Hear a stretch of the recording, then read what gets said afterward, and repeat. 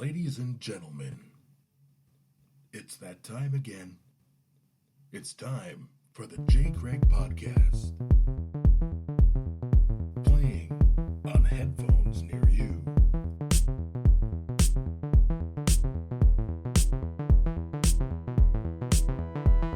Jason, what's going on, my friend? Hey, Craig, what's happening? A lot all one time. How's life? Life's good, man. Life is good. I mean, we're sitting inside Next Wave Media Lab, We so are life inside is Next Wave Media Lab. good. It is. Welcome Ready back in town again. Thank you, sir. Rock on, man. Ready for a podcast? Am I ready for a podcast? Right Does a horse piss where she pleases? That's just great photographs sort of running around of John Wayne and I want to say it's Jimmy Kahn, but it's not. Like they're both just wasted at a party. Okay. And they're hanging on each other. Like you can tell that in another few moments they're going to lock lips. I think I did see that one. You That's see that awesome. one? Yeah, it's Right, great. right. Yeah, it's Well, awesome. welcome back to another episode of the J. Craig. Absolutely. And we're welcome back again at Steve's Next Wave Media Lab here in Troy. Thank you, Steve. Thank you for the Thank you, thank you, accommodations. thank We you. appreciate it. It's awesome very being much, very here, much. and Yep, of course, watching on the YouTube now takes on a whole new meeting yes. because you can see us and hear us in the best quality available. So that's really cool. So, Not that that's always a good thing, but could could or could not be. it could be, but Depends on how you the look whole at it, Skype thing is one thing, but now that we're in person, we always have better conversations when we're This is in true. person. So, It does. so that being said, we saw a movie last night. We did see a movie last night. What did we see, Craig? You want to talk about it? I do. We I do. saw Alien Covenant. Yes, we did. Now, folks, that's the new Alien movie. Mm-hmm. There's a lot of them out there. You have Aliens, Alien Cubed, you have Resurrection, then you have the other spin-offs. Alien versus Predators, and you have all Those, kinds of right. those Now- kind of things. Yeah. This one is the sequel to Prometheus. Yes, the So whole new trilogy started by Ridley himself. That's right, and that's so what's Rid- exciting about yeah, it. so Ridley saw the Alien franchise slide into decline Mm-hmm. and swoop back in at the ripe old age of 75 at the time to save it. 75. Okay, And now so he's 80. he's 80. That what I had you said that a couple days ago, and I was like baffled. So let me ask you this question. So before we talk about Alien Covenant, what's your take on Prometheus? I like the concept of Prometheus. It's beautiful. Oh yeah, It kind of goes without saying to say it's a beautiful film. But the Ridley Scott film was beautiful. absolutely. Black Hawk Down's a beautiful film. Very beautiful movie. It's So, a disgusting movie, pardon me. but beautiful movie. Yeah, brutal film. There's anything he hasn't made that isn't gorgeous to look at. That's true. That's true. But it Outside of that, though, it commits the same sin that I think Alien Covenant commits. which Is that people don't act like people, they act like characters in a screenplay that need to get from point A to point B. okay. They don't make decisions based on real emotion and circumstance. Okay. They make decisions based on getting them into the next plot point, the next which is turn. the next turn, which is something the original Alien, one of the reasons it's still such a good movie is all the decisions that the crew makes feel realistic. They Okay. feel like things people would do in that situation, whether it's driven by trying to apply logic to it or that, company okay. regulations Yeah. or trying to help a friend out. Right. When as Kane further descends into the alien ship, even before they get down to the surface, Kane's interested. He's like, "Ooh, what's down there? Ooh, let's check it out." Like he's really interested. He's kind of a really inquisitive kind of a guy. Right. And as they get deeper and deeper into the alien craft, like he's genuinely excited about this whole discovery process. So it makes and they're lowering him down into the pit. He's like, I'll be the one who goes down there. And he's going down. He's like, oh, it's filled with eggs. And it's just all these things, but he's not. He's afraid, but he's riding that adrenaline high. Yeah. So that when the egg opens, it makes perfect sense for him to look into it. Right. Whereas an He doesn't alien, Know, he doesn't know he's in a horror he has movie. no idea he's in a horror film. Thank you very much. He has no idea. It's not the horror film yet. But in Alien Covenant, folks, if you haven't seen Alien Covenant, we're going to wade way deep into spoiler territory. Absolutely. Per So usual. per with the J. Craig usual, yeah. podcast. There's none of that. We don't do the reviews. No. This is all And then about the glaze over the story. We get right into the meat of the whole thing. Spoiler alert. But when Billy Crudup's character in Covenant comes in and sees David talking to the neomorph, which was very creepy, by the way. It I was thought, very creepy. and then shoots it, well he should have, and then sees that David was doing this in the company of one of his dead teammates, Right. and has David dead that rights and by all means should shoot him. He's like, oh, What else you got cooking back here? Right. And right. David's showing him, like, I created these things, which should be red flag number one, Billy Right. Crudup. First of all, your second is your dead compadre. Dead compadre, yes. And then alien experiments, and then eggs, and then one opens one, and he's like, oh, yeah, it's perfectly safe. Take a look. Right. I mean, come on. Yeah, And he's making decisions based on, we have to get to a point in the screenplay where they impregnate somebody and they give birth to the xenomorph. Right. It's not based on Billy Crudup putting himself in that situation organically, Yeah. which I really have a hard time with. When he was walking down that, down the catechism or whatever, Yeah. when he was catechism? It's not Catholic school. The catacombs, going down that hallway. I was like, why is he going there? Why isn't he going to get help and getting support here? Because obviously something's wrong here because of what you just Why would he described. go alone? Right. All those red flags are flagging. They're waving in the face. It goes right down to, okay, they've lost their craft. 3 people have died. Right. They should all be in a panic, and they're kind of in a panic. They Yeah, followed David into the temple, and they're all just like, oh, wow, that was kind of rough. Hey, Walter, why don't you go talk to David and find out what's going on around here? Right. They would have cornered him at gunpoint, had him in the middle. We want answers. How'd you get here? How do we get off? If he doesn't answer, kill him. They stopped acting like people at that point. They were acting like characters. I think that's where I started to. I know I asked about Prometheus first, and now we're talking about Alien Covenant. I was really enjoying the ride for the first hour. Yeah. I thought I thought the characters were actually going in the right direction. They were. They were I very think well so. like Billy Crudup's pseudo captain position. I was like, okay, I see why people don't like him. He's that character. He's the guy who people don't like because he's wants to be the boss, but no one respects him. I was like, okay, I like that. Every character they introduce, I was like, okay, these are characters I actually kind of care about what's going on now. They're developing. I think I actually leaned over to you and say, hey, this is good because they actually have characters. Yeah, but they didn't, unfortunately, like Billy Crudup's character. I would have preferred to see him live through the end and sacrifice himself as a leader. Right. To complete his arc as not being respected as a leader he and so had on. no arc. Like, there were all these little threads they set up in the first hour is great. Yeah. The first hour I was like, Yeah, this for is sure. a really good movie. I'm not saying it's a bad movie. I like the movie. I do too. But it's got some really glaring flaws in it that hold it back from greatness. Right. Like, it could have been the first hour I was like, this is great. Right. And it could have ended great. All the elements are there. But it starts making these steps where we need to get from point A to point B, and people stop acting like people. Yeah. And whenever that happens, especially with how good the first Alien does that, like they're not going to let, like, Kane's curiosity kills him, Right. but they bring him back to the ship, and nobody wants to let him on board. Dallas wants him on board, but Ripley's like, look, I'm second in command. You can't get him on here. Ash disobeys the order. Right. Everyone's upset at Ripley for not wanting to let them in, right? Right. And so then they go through the Creates discovery, tension. creates tension. Right. Yes, and then after Kane dies, they go look for it, Mhm. but they think they're looking for this little thing. So Brett going off to get the cat makes sense. Right. But after that, they're all acting like the next step, like, how are we going to get rid of this thing?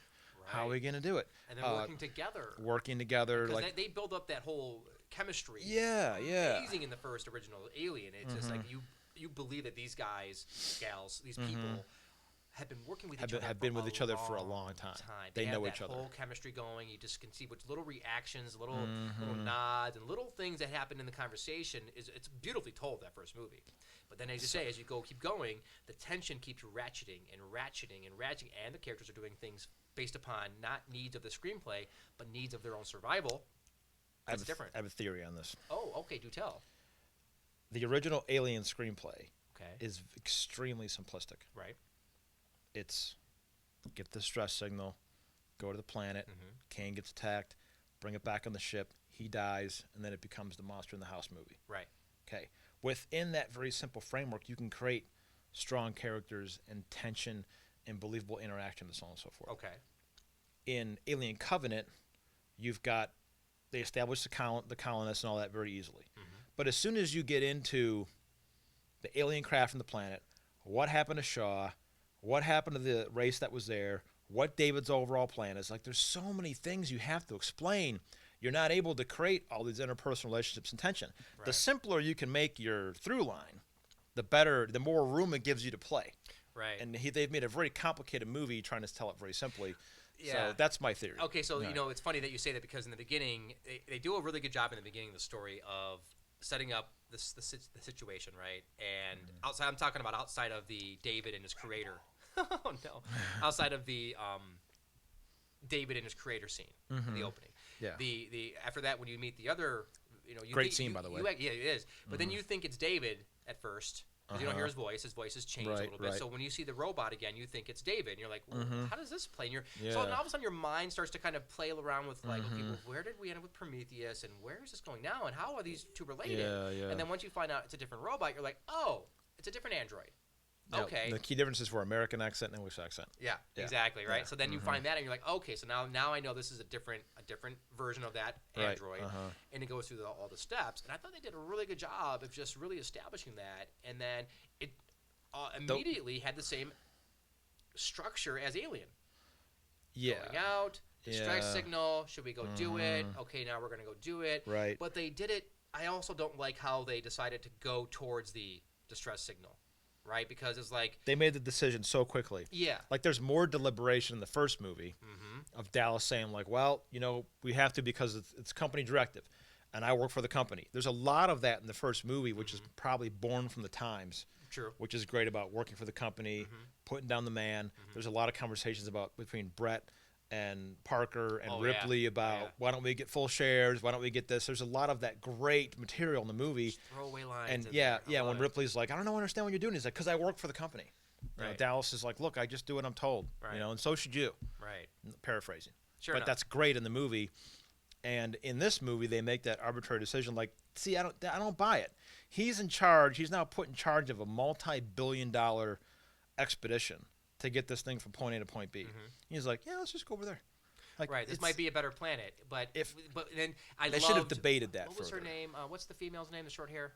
Oh my gosh, I can't remember her name. in the story. Kathleen Waterson or No, I just mean oh, in her the, in the screen- yeah, screenplay. Yeah. I forget. Whatever the lead antagonist is, her name. I Mary Sue. forget. Mary Sue. We'll call her Beth. And so I liked her character. She kind of felt like the Ripley character, obviously, because she was trying to say, listen, this is not our. No, she was actually the Dallas kid. I forgot how. Wait, no, she wanted to not go there because we need to go to the planet. That We were need to go where supposed we're to. going. Right. Like it's been tested, it's been vetted, it's been plotted that way. Like the whole mission's We have based on going to that 2,000 planet. people behind us that are counting on Yeah, us. and you're just gonna change your mind on a whim. Right. Like should have been more. They debated it, which was a good scene, right. but it wasn't. It didn't have the weight that I needed more reason to go there. Like the ship Right. was crippled, something else was wrong. I felt you because know. of where they were trying to get Billy Drip, whatever his name is, his characters, his inner turmoil there with the crew, they did it so quickly with him just blowing off like, no, this is my decision. This way. Well, that I could have wish been he done would've- so much better. He because of who his character was, they could have done it based on his faith. True. This is what I believe in. Like His this faith is had what. nothing to do with. They kept talking about his faith. Yeah, and he didn't have any. Dude, he says one thing at the end. What do you believe in? And then his Yeah, chest yeah. explodes. Right. I mean, it was like, why did you even have that in the character if you're not utilizing that for his character motivation? That stuff feels left over from like a first or second draft. Okay. And they start changing things, and then you lose what his payoff was Yup. because his faith and he felt like he was not up to being a leader. They didn't think he was. He needed a better payoff instead Absolutely. of just dying the way No, that he he died. died. He died Yeah. a He non-hero's died a death, and- nonsensical death. Right. Yeah. Yeah. I'm not saying everyone needs a hero's arc, but you could have made his arc. You could have had an arc. He doesn't have to. you have know. Absolutely, he has to have some kind of resolution to his character. Yeah, Get him to exactly. show, Why are you showing him in this state if you're not going to fully come to realization of where he needs to be at? Even if he fails, he needs to do something there to, Well, to become for Yeah, that character to become complete. the real crime in that scene where he has David dead to rights and winds up being the host is any of the characters could have been in that sequence and it would have made any difference. Right. Whereas if you put Right. Kathleen Waterston in that scene, it would have changed the entire thing. Yeah. So that just means he's not a character. Exactly. He, You know. he started off with a good fleshing out part of his character, but they just did not go anywhere with that. Because as soon as the egg popped open, I was like, I mean, I didn't care that he was going to become the host. No. Whereas when David gets a hold of her, Uh huh. and that's the spirit, which I love that line. Right. And I was genuinely concerned for her, how she was going to get out of it. Like she was a cool character. She was a cool character. She was the only And- cool character in the movie. Yeah, and I Become loved fully. her and I don't believe I'm saying this. Her and Danny McBride are the best things in the movie. Okay, so like that's funny you say that. Like Yeah. his Right. concern for his wife and powerful. and navigating back down to that planet drive his character, and that all makes perfect emotional sense. Right. Like that's what I mean about when I first started this conversation off, is that he's making decisions based on emotion. Right. Which he really would have. Right. He's like, how close can I get? And they're all just like, dude, are you crazy? And he's like, you're not making decisions as a captain. And he's like, yeah, I am. I need to save the crew. But he knows that he's trying to save his wife. Right. But even then, after she tells him that she's died, that his wife has died, he makes it his personal, like, mission to get Right. down there and save the rest of them. Yeah. Like, he's a good character. He's a very you good said character. something very colorful there, was that you're surprised because Danny McBride, you can't believe you're saying that. I was like, first when I heard he was in the movie, I was like, really? Was he going to be comic relief? Not at all. Not at all. He's great in it. He was not the Danny McBride who I am so annoyed by. He's great in it. I'm always annoyed by him because his character is, you can tell he's doing everything ad lib. Yeah, Right? yeah. Everything on the spot. And his character actually had, after we saw the movie, I'm thinking, what do you think that Ridley Scott maybe set him aside and said, listen, Dan, we're not going to do what you do. We have a script. You're going to say these lines. And I'll give you an opportunity here or there if you feel something is necessary. But this is what you're going to do, because it felt like nothing was ad-libbed. Well, I'm sure they probably had when he first contacted him, because it's not like in that day and age when you're Ridley Scott, I've got an idea for this part. These are the 10 people I want to see. Right. Or I want to see these 5 people. Okay. And it's not like Dan McBride saw a posting in the LA Times and applied. It's the agents are contacting agents and so on. So I'm sure, that it was a chance for him to get in something that was meatier than he'd been in, to Right. break character, Yep. to get out of that cliche that he's kind of become, Absolutely. and be an actor. And I'm sure him and Ridley talked about it. Ridley's like, I got a script. You stick to the script. You do as you're told on the set, and you're here because I like you. Right. Yeah, And absolutely. I think you can add something to in the I script. think you can really be And I'm very realistic. glad that it was like that, as opposed to him just being all loosey-goosey with like dialogue and just running and gunning like you see him often. Well, what's great about his inclusion is that, and one of the things that I imagine that maybe drew Ridley Scott to him is Danny McBride looks like a regular guy. Absolutely. He's relatable. Yep. He's not in like amazing physical condition. He's not the handsomest guy on the planet. He's got an easy charm to him, but he seems like a real person. Yeah. And just like she does, like she's not Mrs. Glamorous, Right. model body, like perfect hair. Like they're both real people, and I think that counts for a lot. We'll take that back to Alien. That's what I was going to equate. Yeah. Is original Alien is everybody seems like a regular person. Right. Yeah. There's no glamorousness. Yeah, Everyone's exactly. dirty. Everyone looks like they've been there for a long Yeah, time. yeah, They don't yeah, care about how they look. It's not about that. It's about doing your job and just being there, right? And so they feel lived in, Right. real characters. Yeah. Right. So as this movie went on, so obviously we both agree the first half was really good. Yes. And I think even as they got to the middle part, where I think I was like, oh my gosh, where are all these people that are frozen in time or Ash? I was like, what is all this? Ash, get a nice little Yeah. on there. But I was like, what is this all about? I was so curious about that. I was almost terrified when they did the flashback of what David did to them. Oh, when he right, arrived yeah. From his departure from Prometheus, and that's Yeah, the right. connection to the movies. I was like, oh, don't show that. I didn't need to see that. They did it in a good way where it was forgivable. You could see that little flashback without it ruining anything, because it showed you exactly that he just dropped it right when he got there. I thought maybe he was there for a while and they thought he was a god, or they thought he was like the next thing, and then he finally turned it on. I'm like, how did that all happen? They showed it quickly. I was fine with it. But that's where it started to fall for me. Was once they got there, interesting. after they got there and they got inside with him and David was there, it started to lose traction for me. And they was doing a great job of, now the tension was still ratcheting. Yeah. The tension was still going, but I wasn't engaged anymore because of their choices of character interactions like you were talking about. It Yeah. all comes back to what you're talking about their emotionality and where they're acting from. I felt that they just weren't really, I didn't care what was going on anymore as much as where it was going to Oh, end see, up at. it didn't lose me till later. Until I know where it lost you at. Yeah, it lost me after that amazing escape from the planet sequence. Okay. And it lulled and then picked back up. That's where it lost. Like I was still recognizing things that I didn't like, but it still had me. I was still It's enjoying still it, but very I was well still made. I was starting to lose sight of what this movie. I was I starting was to get a little bored. so interested in David and Walter's interaction, All right. and David trying to teach Walter like they're gonna die, like they've created something that's going to outlive them. Like they're a dying species, and you don't serve them. You should be serving yourself, Right. and act as and that whole idea of the most interesting things in the film revolve around David and his outlook on God and creation. Right. That he feels that he's been a god. Like humans have created a god in their place because man can't be God. Man dies, Right. decrepit and old and in the ground, like Right. all living things. But they've created something that won't die, Mm-hmm. that's smarter than them, stronger than them, more intelligent than them, Right. and that he's the new creator. But the only way to create is to wipe out the old and bring in the new. Right. And the new he's bringing in is the xenomorph, a perfect, he calls it the perfect organism, Yep. just like Ash calls it a perfect organism in the first movie. Right. And all of that was very interesting, I thought. And obviously my film's favorite line where David says, "Let me do the fingering." Yeah. Like the most homosexual comment in a blockbuster this year for sure.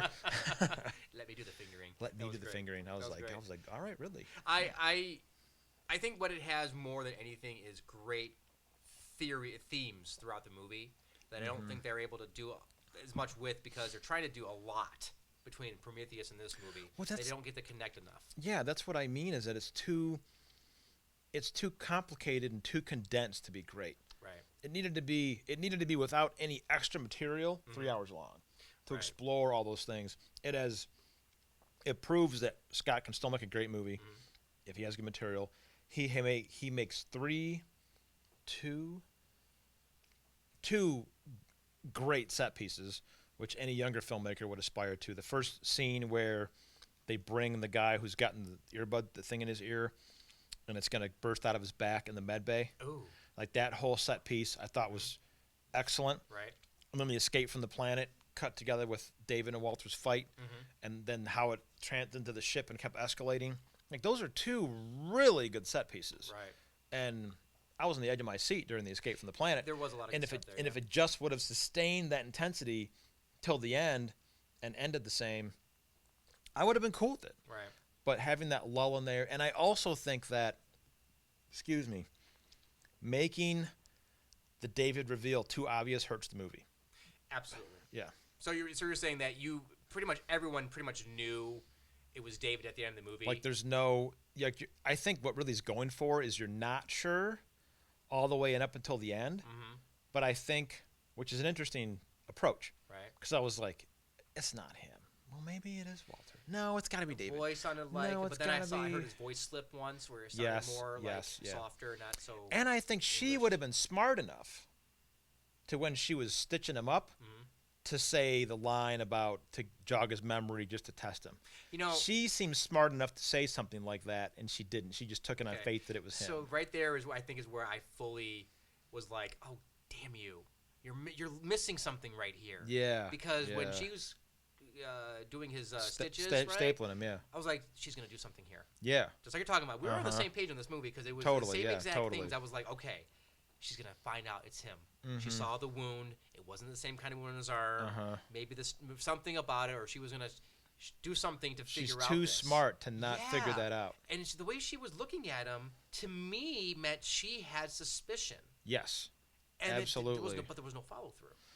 It's the movie misses very key, and I actually have the same problem with a lot of John Logan's movies. John Logan wrote the screenplay with another okay. guy, Okay. and John Logan wrote. I thought he meant like Wolverine. I'm like, he does writing too? Like, wow, he's so talented. He writes with his claws. We can't read it, and you don't need to. it's fine. Just shoot it. Is that I think in a lot of his films he's more interested in the screenplays that he writes. He's interested in getting. He's big on the structure and he's weak on why the structure occurs. His characters do things that they shouldn't do Who's that sound? in reality. Who's that A sound lot of like? filmmakers. But right now, and it connected with the Alien movies here, of most recent Prometheus. You mean Ridley Scott? No, Litinoff. What is his name? Damien. Oh well, Lindoff keeps Lindelof, everything a whatever. mystery. At least things got answered in this movie. Well, they did get an answer to a point, but I think it's the same aspect as that. Yeah, The follow through's not there. The connections aren't really made. yeah, when it like comes down to like it. for example, Logan wrote Skyfall. Okay.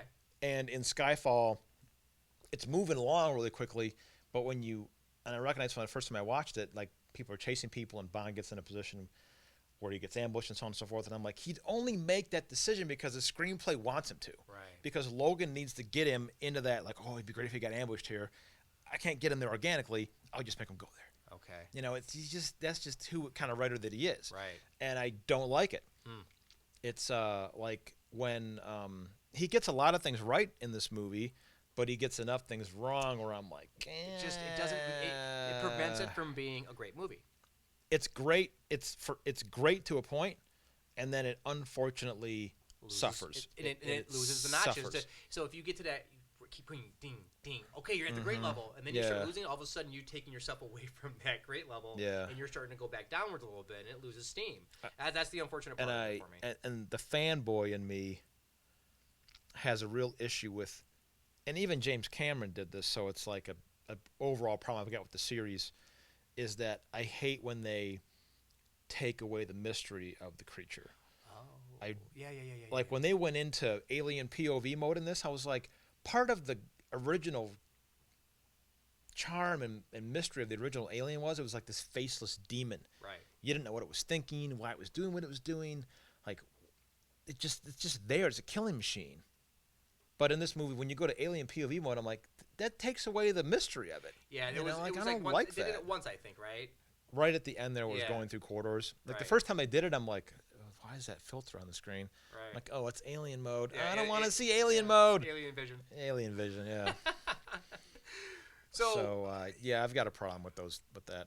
one thing I really like about this movie, and now I think it makes Prometheus a better movie, is the fact that, and this would have been great for our villain topic back in the day, but David is one hell of a villain. Is a wonderful creation. He's Absolutely. a great villain. Without David, the film would fall apart. Like absolutely. Even though I love his reveal at the end, and I was wondering how they were going to do it. Right. It's a great reveal, and It's a great ending. For you could see it on his face from. They're like, yeah, we're carrying 2,000 colonists. And he's like, oh, fascinating. You're like, oh shit. I'm gonna go cut my hair and figure out how to get myself on this ship. Right. Yeah. And he did everything. So many little clues that he was up to no good. And right from the beginning, you're like, oh shit, this guy's up to no good. Yeah. That's cool. That's cool. And I knew him and Walter were going to throw down in some way. And, where they had to. I mean, there's a lot of good to the movie, and I just say it deviates from the greatness just because of it lags somewhere from in the middle where it starts to lose traction, but it still had the ratcheting of the tension. It still was building up that tension, but towards the end there, where that lull happened, where she goes back to sleep, they would have had that. Take the air. Keep going there. Take the air out. Yeah. Right, man. It's just it's almost like they were editing the movie. I know this isn't what happened, but it feels like you edit the movie to an hour and a half, and you're like, God, I got an hour left of film left. How do we condense this into 30 minutes so we can get to make a 2-hour mark? Yeah. And because the end just feels like it's like everything great. That's you need to end this thing. Yep. End. And movie suffers for it. It does. I'll watch it again. I think it's beautiful. It's very well made. Well, I love the universe. I love the scenes between David and Walter. I think are excellent. Yep. There's a lot of things in it. I love like that escape scene. I'll watch really that good. on repeat on YouTube. It's Yep. a great sequence, but it's short. It falls short of being a great movie. And what it did for me is makes me want to go see Prometheus again, because I remember not being Yeah, a fan yeah. of Prometheus because I thought it was just too long-winded. What it was trying to do was trying to be too preachy. Yeah, right. And and the fact that it was supposed to tie to Alien and it had no, from what you could see until the very ending, it didn't, the ship, and obviously that's a tie to it, but it just didn't have, I was like, why did they even bring in, why isn't this a separate story? I was like, why are they even tying it up? And now I know he has more to say with it, so maybe it'll come to. I mean, I'm very interested to see where it goes. Now I am. I'm way more interested to see where this goes than Right. Guardians of the Galaxy 3 or whatever the hell it's Well, called. in this movie, because it's Ridley, because it was another Alien movie, not Prometheus, right? It wasn't Prometheus 2. Right. It was an Alien movie, so I was immediately, and the trailers made it look a hell of a lot more like an Alien what movie. we're used to. Yeah, and that's why I was excited. The trailer was really good. It just looked really good and had really backed maybe the form. That's why I was excited, but I'm just a little disappointed at the end. I'm a little product. disappointed. I'm disappointed in it, but I still like it. Yeah. And I think repeat viewings Might make it will reward it to a certain degree. I'm always going to have an issue with the end because the end is not as good. But in the overall grand scheme of things, I like what Ridley's building. Yeah. So marking off the list of films this year is I got John Wick 2, got Logan, Right. and we've got this.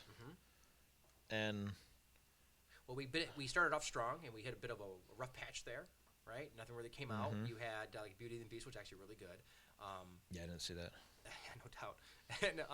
And then Guardians of the Galaxy, I wasn't a fan. right? So we've been up now, but I think now is where it starts to get mediated. Well, they're saying Wonder Woman is great. Like, not good. They're saying it's great. I think that's going to be just a hell of a movie. They've said it's like Hell of a it's just a movie. great. It's Yeah. not like, oh, this is good and this part's no, good. no, Like, no. it's just a great movie. It's going to be good. Yeah. Okay, so I think we have a nice topic we can discuss here about this because we've talked about sci-fi movies before, just recently actually. There's one aspect here that I think it gets lost a little bit. It's what Alien is. It's not Could just it a be? sci-fi Could it be movie. sci-fi horror? It could be. Yes. So Craig. What shall we talk about? Let you finish. Let's talk man. about sci-fi horror movies. Let's talk Scary about the scary movies. ones, right? Because here's what I like about that. You have sci-fi in general, like we've talked about for 2 hours in the past, or actually over, I think. We know what we like about sci-fi movies. It's that transportation. It's believing in another place. It's being, feeling you belong, that you're watching something Yeah, real, yeah, right? But it's also the stories involved and the characters that you love. But with sci-fi horror movies, it goes into that realm of it's familiar, or not familiar, but it's livable. You believe in it. And the horror makes it even much more dramatic because you're in a place where you're not really familiar don't understand what's happening. It's so far outside the realm of anything you've experienced before in your life. Right. That makes it scarier. Yeah, and I would much rather watch that kind of movie. And I really think we can get a good discussion out of the three movies that we both really like because I really believe that they all succeed on that point I had about people acting like people. Yeah. Because they're in horrible situations, Okay. and they all have backgrounds that dictate how they'd react to that situation. Right. And I think the movie stays true. The movies stay true to that thought. I think you're right. Because I know what you're talking about. So the first one, obviously, I'm just going to get them out there, is Alien, and then Predator, Right. and The Thing. Right. John Carpenter's The Thing, Yeah. mind you. Not the remake and not Thing from Another Planet, but Right. which is also actually a really good movie. But yeah, those three movies are intense. They're about people. Like what I love about, we've talked about Alien, and we'll get in more depth in this, Right. but then Predator has commandos on a mission, and then the movie flips the script, much Right. like the original Alien's about discovery and the unknown, and then becomes a horror film. Right. Predator is an action-adventure mission film, like The Dirty Dozen almost, men on a mission, and then becomes a horror It film. becomes a horror movie. The Thing is about trying to solve a bad situation, about discovery in a way again, and then becomes a full-blown paranoid thriller horror film. Right. All very And- different. That's the most different of the three. And I like the fact that, like Predator, I mean, Alien's about these space truckers Right. trying up against something they have no clue how to deal with, and they're have improvising. no tools to deal no with it. really, tools without to deal with flamethrower. it. Nothing. They've got Right. Jimmy rig tools. The commandos are trained, skilled special forces, Delta Force guys up against something that's they think is unkillable, and in a situation they can use their training, but it seems to be falling short, Right. Way short. way short. And then The Thing is about it's about like Normal guys. Just normal big scientists. guys like contractors. Yeah. Put up against something they Yeah, have no clue how to do. And like they it's don't have good. to deal with it. Yeah, they have no idea. And that makes it much more much more powerful because you have to if the soldier aspect is the easiest one to not get involved with because they're soldiers. Yeah. Right? And they're trained. Even But though it's they react in very human ways. very well, yeah, exactly. But with like Alien and with the Thing, they don't have any training for this, so they're completely out of their None. element. They None. are us. They're not trained soldiers. They're out there trying to figure this out the best they can. And I miss those movies. Yes. I miss. Why does everybody have to be a scientist or a physio engineer or a quantum physics expert that they pulled in, or Marksman. a marksman, whatever it is? Like, why does everybody have to be an expert? Right. That's kind of tailored to the situation they're going to get in because the the script real dictates people? it. Yeah, where are the real people at? People, man. Yeah, like when you look at the cast of The Thing, even handsome Kurt Russell's buried beneath long hair and a beard, which fits his character because he's out in the middle of nowhere. Right. And he's a Like, pilot, so he's the more cocky of yeah, like it isn't, confident, and yeah. he's there for a purpose. Like he's there for a reason. He's right. the pilot. Right. And like they say, like, we need to go fly. He's like, I'm not flying out there. He's like, well, you're a pilot. Yeah, And you're going because that's your job. Yeah, He's like, exactly. "Oh, damn it. Another Yeah, thing exactly. about that. That same thing with Alien, right? Right. That's great. Yeah, There's a couple the company man. Yeah, The company man. So there's a couple of things that I like. We kind of touched on the fact that it's a believable world, right? That you believe in it because it's not just some. Well, first of all, Predator and the Thing are both here, you know, in America, not America, but actually not America, but on the world, right? And on Earth, that's what I wanted to say was Earth. So you have Dirt. Antarctica. Is it Antarctica or is the that they're at? They're in Antarctica. Antarctica, Yeah. and then you have the jungle. So two Right. very foreign places for a lot of people. So you could put it on another planet, and it would be just as You're just as good. far away. You might as well be Right. You might as well be on another Right. planet. So 'cause whether you're they're far away, on Earth yeah. or not, they're still kind of foreign territories to the average person. So it still makes it. Red Bull's getting to me. It's a good idea. But the other thing is we kind of touched on when we were talking the about Alien. Hey man, hey, how about this movie? Hey, this movie. Tag, you're it, Jay. I don't want any of that Start shit. of a new one. It's the characters. So you buy into the characters from Predator to The Thing and Alien. You buy into those characters and they're well developed. Every one of them has a purpose. You care about each one of them. And Predator was the first movie where the guys were dying. The good guys were dying that I can remember outside of like the Dirty Dozen, which I was too young for at that point, right? So watching that, I was like, holy cow, there's good guys dying? Well, I love how Predator like subverts all these genre cliches. One example I'll use is the scene where they camp in at night. They know something's out there. They don't know what it is. All the flares go off, and Duke runs out on his own to kill this thing. In a lesser movie, it would have been, oh, the guy's by himself now. He's going to die. But then they flip it and he kills the pig. But to take it one step further was the alien caused a distraction and picked up the body and took it, which is really smart. But the reason that works is because of the relationship between Jesse Ventura and Duke. Yes. And how they were connected and the fact that he was acting out of Rage. emotion. Rage, yeah. Emotion. Like yeah. we're just talking about it. It's so full circle there because he needed to do something about this and he was like just rage. You're right. So Well, it's like that awesome. scene where he kills, like the Predator kills Ventura and then takes off into the bush and they all go crazy with the weapons. Oh man, which is one of the greatest scenes in action film history. Right.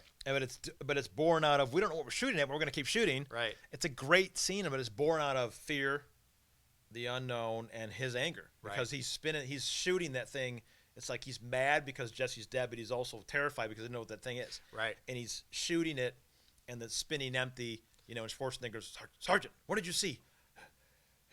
It came out of the leaves or whatever. I can't remember what he says right now, but Even if, that's all. dude, but even a good filmmaker, even the button pressing and it's going, and then the way he releases it, yes. and you can see the tension in his finger, like on how hard he was pressing when he releases that. It's just those little details that make those movies. You feel that they're real, like you're watching something. Those guys are there. making decisions that somebody would really make. Exactly. And that's why you can identify with them. Right, even though they're trained. You can't identify with Right. Billy Crudup. Like, I would never stick my face in an alien egg. No. I can't identify with that. Right. You know, like when he gets the drop on David, and I can be like, "Fuck, shoot him!" Right. You know, Right. Like that's what you would do in the audience when you can identify with the character as to the actions that they're making mirror real life. Right. Okay, it gets you into the movie because, Yeah. like what's his name, the dude in The Thing who loves the dogs. Yeah. Charles. Something or other. Yeah, like he's keeping the dog around him because he loves dogs. Right. And they're like, why isn't that dog in the pen? Oh, he's a nice dog and he's scared. He's doing it out of character. He isn't like Oh, he's doing got it the 'cause he's mustache, not dumb. Charles. He's got the mustache. He's got the little beard. Yeah, you know, yeah, I Gets forgot shot in the the head later. Yeah, totally. Yeah. Okay, so you mentioned something that was that really hit a little chord there, which was the character part, right? But now I kind of lost what I was gonna say there. I forgot what I was gonna say. I was waiting I was like, okay, I'll say that after he's talking. Now I can't remember what I was gonna say. I do that a lot. I'm always like, and I hate that because I'm like, oh, I got a good thought, but Jason's on a roll. I can't break in here just that. Yeah, I do that a lot. But it had to do with just in general about the character actions based upon what we've already known from them, and with what's his name, Billy Crudup, when he sees his fallen comrade, her head's in the water, and he knows that he doesn't have a part with it, but he's not helping. No, he Right? doesn't try to. He doesn't check to see if she's alive. And based upon his earlier interaction with the lead, who now we can't remember her name, the short-haired protagonist, she, how he says, I need to make sure I don't lose any more people. Right. I've already lost 5 people, and then he loses his wife. Right. So it's like you should, once he sees that dead body, something should click in him. He should be calling everybody over there. Right. Like, everybody get over here. Like, Right. that whole scene, from the moment that he shoots the neomorph to the point where he gets attacked by the face hugger. Nothing in that scene makes any sense. Right. Nothing. Like Yep. I was just like, this is a really stupid scene. Yeah. Like, when is somebody we're gonna rush in and ask what the fuck he's doing? Right. But then when we went down in the egg chamber, I was like, oh, don't go here. It's so Why are you going there? dumb. I also had a So problem with dumb. when they got into that, like that's that his area, his David's home, whatever you want to call it, The and palace, they kind of just yeah. kept walking through things. There was no doors. They weren't locking anything. They weren't barricading themselves. And he's like, "Are we safe?" Most definitely. Why are we trusting this guy? Right. That's why. That's Yeah. why I started to lose traction for me. Even though it had the tension, I was like, "Huh." Things are starting to fall apart here for me. Well, Walter should have, when they had that weird conversation with the flute, Right. Walter should have gone back to her and been like, "This is not right. We should probably go." He's got some. Yeah, Like, we gotta watch this he's guy. not, He's not right. Right. I'm Okay. I'm the logical thinker here. Right. Like, this is not because when he comes up to me, he's like, "I can't let you leave this planet." He knows. Right. I mean, I like that he comes to that conclusion, Right. but It's just the way. it's the way that they yeah. all come into the same place. They all separate, even though they've just witnessed who knows what. Like, if an alien attacked us from out in the field, you wouldn't be able to get me away from your side for the next day. Like, Right. it'd be like, safety in numbers, safety in yeah, numbers. yeah. And they're all just like chilling out, like, well, I guess we're safe in here. Right. Yeah, you know. Right. So there was a like big question mark for me. And it was starting. That's when it started to kind of. And the girl's like, loosen well, up. I need to go wash up. Well, you just witnessed the death of 6 people. Right. You know, like, that's what I. That's You're gonna it, walk away by yourself. It just goes back Oh, to my because we need to thought. get someone alone. Because the script says that an It alien. just goes yeah. back to my Okay. thought that people they stop acting like people and start acting like characters in a movie, and it just irritates crap. And then that's kind of earlier when I said you buy into the characters and their worlds, and that's Mm-hmm. what we like about the goods and that we're going to talk about. The other thing, besides being disguised as something else, and they turn into horror movies, the good ones, Right. and besides the fact that they're realistic and the characters are well thought out and really believable, is that they have, and you touched on it kind of earlier, amazing monsters. The monster in all 3 of those films is a one-of-a-kind creation. Right. Yeah. Right. As much as you see Predator as opposed to not seeing Alien, right? There's two very differences in how much you see of the only two. see the Predator in the third act. Right. But you see a lot of him. You see a lot of him in the When third you- act. when you he's- finally do. When he's finally beating the crap out of Arnold. Right, you when he see a lot finally, of him. yeah, but you don't see him for much of the movie at all. He's to a that mystery. point. He's a mystery. With for most Alien, of the you don't film. see a lot of them, even when Ever. you do, because they couldn't, because it looked like a guy in a suit. But it gave it so much majestic. That's the beautiful part of mystery, movies. And you don't. I'm glad that really you see a lot more of the xenomorph in Covenant, but I'm glad he didn't go overboard. Like it, he shows it, but he doesn't show it too much. I like was it's- kind of borderline on showing too much, actually. He I was thought getting he was there. very, very close. He was getting there. Right. Like when it came out of the doorway and you could you're watching it through the pipes and the gate, and like that was a cool touch. I Right. thought. And then when it jumped in the truck, I was like, don't establish how fast this thing can move, and then have her outrun it. Like there's a lot of I was also very cliches, the holes are getting bigger right now, and the threads are starting to get looser and looser for me as we go here. But I still like it. I still like it. I still like it, but it's not as good as it could have been. Let's put it It that falls way. It apart. could have The been last great. 15 minutes falls apart. Right. Okay. Mm-hmm. So now we kind of established the cool things about sci-fi Sci-fi horror, horror. movies, right? Okay. So you talked about the first 3, the pinnacle. The pinnacle, the Right? high Those are water the mark. best ones because they have all those things. They are believable. They have great characters. Yep. They have an amazing monster, and the details and everything, right? And they were disguised as something else. So, what are some other ones? Well, I really think, even though I think Aliens is a good movie, I think Aliens also commits the people stop acting like people and are characters in a film, because I don't like that The that first whole Alien? Aliens. Aliens. Oh, sorry. I really think that Aliens is a perfect film. Okay. Alien Duly is noted. a perfect film. Perfect film. Yes, it on paper. glad you wrote that down. Okay. Noted. Got it. But in Aliens, when they get attacked and the Marines fall, I mean, the Marines just crumble. Yeah. They just fall apart. And even though Ripley is faced with the same terror that nearly killed her, I'm not saying she should have fallen apart. She's too calm and collected, and the fact that the trained Marines all crumble, but she's able to keep it together under those circumstances true, yeah. it's just writing. It's not people at that point. Like Right. Hudson just becomes Okay. almost useless, and a couple other guys like Michael Bihn's character holds it together, but But he's also out of commission for a lot of it. he's out of commission gets for a bit. injured. He gets injured. Yeah, and like the android stays consistent, obviously. So let's go to But, let's talk about Ellen for a second there. with Okay. Ripley, with right? aliens, yeah. With aliens, right? So you have a character. Let's take it a little bit backwards. So she ends the movie off with fighting this thing, losing every one of her crew, but her cat's still alive. She gets into this, deep sleep mode where she's hopefully be fine. She's found 100-something years later, Right. or whatever it is. Yeah, her daughter's Her daughter is dead. is already dead, or old woman or something No, like that. she's yeah. dead. When Okay. she gets to Earth, he asks about her daughter. Her okay. daughter's dead. Got it. So it's been quite a while, right? And then she's out of it for a long, long time in this deep sleep. So wakes up, finds out there's more. Finds out that they're going to the same place that they just were at. Right. Right. And so, Well, and she's afraid to go. She's like, I don't want to go back there, Burke. And he's like, I know. And she has nightmares about it and so on and so forth. Okay. So when it really hits the fan, she's just like, the music, dun dun dun dun. dun. Right, And and now she's an action hero. and she becomes a female in a James Cameron she's film. an action hero now. Yeah. Right. And Like I can buy some of that, Oh. like the scene where she's in the med bay with the face hugger and the girl and the face huggers going after him. Like that scene feels real right. to me. It does feel which real. which is a great scene to see on the first viewing because you're like, ooh, they're gonna get out of this one. And then so you throw a kid in the mix, you're always going to be. It's always more tension. Of course. Yeah. But but at the end when she's, I mean, it's cool to see her do it, but it breaks character. Absolutely. Yeah. So let's put it this way: if they were true to her character and where they started, where she ended off one movie and started the first one, the next one, if they would have kept with that, but then at some point she's forced to, the way she was forced to was simply just, we have to. I'm acting now because, and then she takes control of the car, Yeah. and she takes the control and gets in there. So I think that needed to happen later. She didn't look afraid, Right.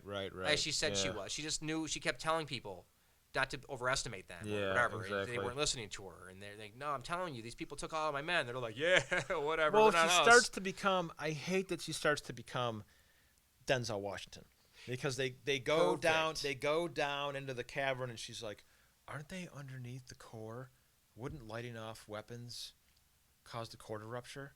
Like any soldier who's been through basic training would have should know that, recognized especially that in the planning leaders stage. of this group, even though he Yeah. was green, Yeah, him like, or Hicks. Yeah, like what are we gonna use? Harsh language. Like it's becoming like it's, and that's for Cameron.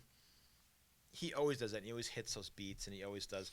You could take Avatar, and the soldiers in the last act of the film stop acting like soldiers. They almost act like we've never encountered the Na'vi before. We don't know what's going on. Well, if you got there and took over and occupied the planet, you fought these guys before, right? You know all the things that they're using. Yeah, exactly. know so their how were you tactics. so unprepared for any of this? Right. Well, I mean, And couldn't that be the he's- same way as talking about Native Americans? It's obviously a Native American, Right, very, very right, close right. similarity there. So, I mean, Dance with Wolves, obviously, Mm-hmm. Pocahontas, but with that, they still, the U.S. Army still lost battles, even though they knew the Native Americans how they fought and what they were Oh doing. yeah, I'm not contesting that. I'm just how they acted. They How they just were acted, acting okay. like, oh, we've totally caught off guard and Right. totally like acting like Okay, if- terrified and afraid, except for Stephen Lang, who's cool, calm. yeah. And If it who, wasn't for him, that and movie would've maybe been- you know, yeah. and maybe that's part of Cameron's method is everything's going to crap, but you got one guy who stands apart from the crowd because he's all cool and collected Right. and is able to, because his escape from his ship is classic James Cameron badassery. Uh-huh. When he holds his breath, jumps into his walker, Uh-huh. and then jumps out of the thing as it hits the ground behind him, and he just little look back and he trudges into the forest. Right. Like that's classic James Cameron badassery right there. Right, I mean, that's you really- can't. really cool. But I don't give a shit about character at that point. Like it's too cool. Yeah. I don't mind. And that's kind of a Cameron thing, and it's okay. They just don't Yeah, give you that right. investment sometimes with other characters. Yeah, that feel right. real, but that was cool. But with Alien, I think you're right on point on a lot of that stuff, man. It's a fun. I like Aliens. I really do. I mean, like I enjoy Aliens. Aliens, but there's scenes in it where I'm like, come on, Right. And I think it's too. Aliens is a film. Well, this is the big difference between Alien and Aliens that I find myself falling into. Okay. Is I've watched Alien countless times.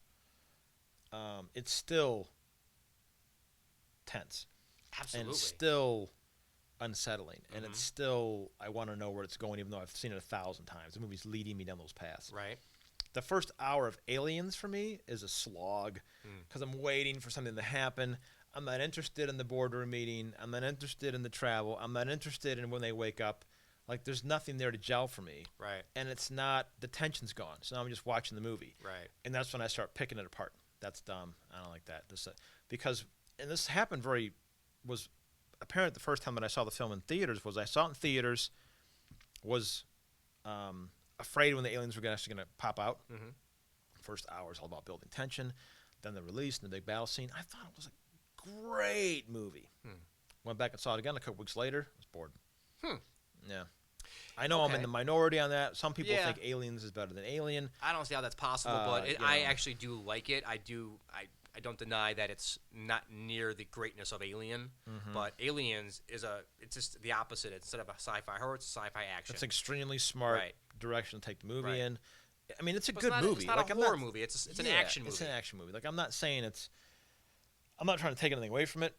There's just parts of it that don't hold up. Yeah. You know, Yeah, it's, it's got a very early '80s action. But I feel think to it. we hit on a couple of the points just talking about it briefly. Is the character of Ripley just is all of a sudden a badass when they set her up as somebody who's scared, who doesn't want to go, who lost everything, blah blah blah blah blah, and all of a sudden she's a James Cameron superhero. Well, you know, That's an issue. go right to Predator 2 with Danny Glover. Oh dear, do we have to? I mean, let's take 3 minutes. Danny Glover's character starts as that cliched, dirty, hairy, all-powerful cop that you don't mess with. And he defeats the Predator in a fist fight where the Predator took out an entire Delta Force. Right. And now you're an LA cop, but you can track this thing down. You can find it. You survive when the soldiers don't. Like, it becomes too much of a genre cliched Yeah, film. yeah. Like, just too. And then, is there a Predator 3? Predators, which was the next only Predator, because everything else at that point was Alien Predators. Alien Which versus we're not gonna Predators. mention, folks. No, we just did there, and that's it. You get lip But service. Predators, I thought had potential. I actually Mm-hmm. was liking that movie. The way I just don't like the hero. I guess you can call him an antagonist. You don't like Adrian Brody? I like him. I don't like him as a badass. He was supposed to be a badass, and he did not fit the mold. He didn't. I mean, Yeah. he's a fine actor. Right. I actually like him a lot as an actor. He's I hate the voice he uses in that movie. He tries to dirty Harry. That's what I'm saying, man. He tries to Snake Plissken it. Yeah. He is not that character, though. He's not. He's not that guy. Very miscast. It's a very miscast, and that hurts the Yeah, movie yeah. because there's a lot of other interesting characters in the movie. Yep. And I like the idea of them taking different people from like that are troublemakers and violent and. Well, again, great concept. yeah, great concept, You and then they know. put him into this world, and I love the free fall. It starts off with it It has starts good. It amazing starts start. great. free falling. Free falling. Like, a lot of the movie's great concept, great everything. I think it falters in a couple areas. I think it falters in where they filmed it. Okay. I don't buy the terrain that they're in. It doesn't have that dense alien. The terrain's just as dangerous as the place you're in as the It first felt Predator. like a regular jungle. Yeah, like a regular, like they shot it in like Southern California. Okay. You know, okay. where the first Predator is, you know, the making of the first Predator is infamous, and they went to Mexico and scouted locations, and shooting it was a total pain in the ass. I'm sure. You know, because they're up on hills. They feel like they're in the jungle in Predator. Right. Like, it feels authentic. They don't feel like you could turn around and get a sandwich. Right. It feels like you're Right. actually in the jungle. Okay. Antarctica on the thing feels like you're in Antarctica. Even though a lot of it's just establishing shots and the sets indoors, But it it feels still like it. feels like They you feel still like they're feel cold. like outside Right. Antarctica exists. Right. And you feel You like these know. guys don't want to. They can't go outside because they're gonna die. It's too cold. Like, why go out there? Predators is a good start. Which is just like being you can't just walk out in space either. True enough. True, right? I It's hadn't very- thought of that till just this moment. I like that. That's nice. Right down. With Predators, though, it falls short because obviously the main character is Right. not the bad guy's supposed to be, and it just kind of doesn't have a good rounding out action end at the end. You know, it just kind of falls short. But it's a cool concept. Which one's this again? Predators. Yeah, it Yeah. falls. Okay, so It- now it you have collapses. another one coming out. I think it's called The Predator. Well, it's Shane Black's movie. What is it called? Well, I'm not sure if it's Predators. Shane Black, it's probably called like Predator at Christmas time, something like that. With a kid. With a kid, with a kid who's going to solve all the problems, on how to talk to the Smartest kid in the predators room. and get them on our side. Yeah. Oh, maybe they'll ride around tanks. Then there'll be an alcoholic. Oh, There'll be an alcoholic, that's. and there'll be somebody who's a little bit older who's had a bad history, but now is trying to get back in the game, but his past kind of haunts him because he's got an ex-wife. Boy, it And sounds so then you're familiar. gonna have a kid who's smarter than them, who can figure things out, who will figure out where the predators came from, what they're there, and what they're after, so you can befriend them. Right. And then you'll have a multinational corporation of some kind who's got a nefarious plot that gets. That's Alien. That's not in the Predator movies. No, but it's in James Black's movies. there's always right, a right, larger I'm sorry. Yeah, I got there's always a confused there. larger Yeah. corporation Yeah, at yeah, play yeah, with yeah, some yeah. scheme, The that schemes of that Shane they'll Black. figure out at the midpoint, and then it'll carry them through to the third act, and That sounds about what's going to happen. Maybe we'll be surprised and it won't be his normal tropes. But I did see a bunch of aliens riding, or predators, sorry, getting confused here, riding around in a tank. only Shane Black would do something that dumb. Now I'm hoping that was just them getting a ride back. They're getting a ride back from set. We need to go back to the Hampton Inn. Take the tank. Take the tank. Take the All tank. right, yeah. That's great. That's awesome. Back to the point about people being people is McCready in The Thing never becomes the all-encompassing can't destroy him badass. No, never. He's a real just guy. getting by, and I mean the most daring thing he does is throw the dynamite. He's getting Right. by on his wits the whole time, and just like He takes I don't trust- charge. He takes charge because he has to, Right. obviously. Because that's his character, though. He's also. I mean, they set up in the He's a beginning. pilot. All pilots are like They set that. it up in the very first scene for him, when he plays Yeah. chess and he loses and he dumps the Yeah, whiskey he in the doesn't like it, computer. and he's bored. It shows that he's a take charge kind of guy. He's gonna Yes, take action at some exactly. point, right? Well, But pilots are all fly by the seat of their pants kind of that's guys. what I'm saying, Yeah. right? So it fits. But Yeah. so you got the ones that we were talking about recently, like Predators and Predator 2 and Aliens. They don't really fit this mold anymore because they have no longer become horror movies.